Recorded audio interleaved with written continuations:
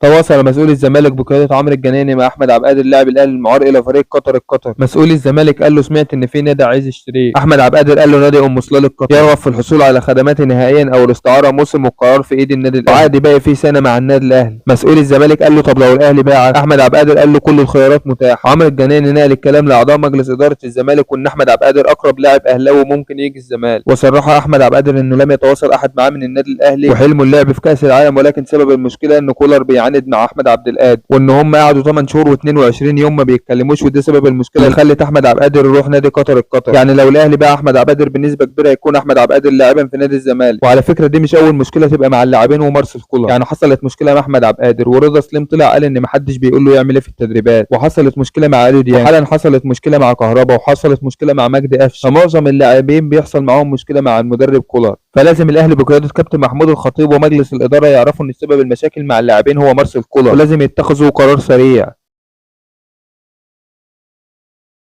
وان شاء الله الاهلي يتخذ قرار بعد مباراه صن داونز اما برحيل كولر او البقاء. ما تنساش الاشتراك في القناه وتفعيل الجرس ليصلك كل جديد.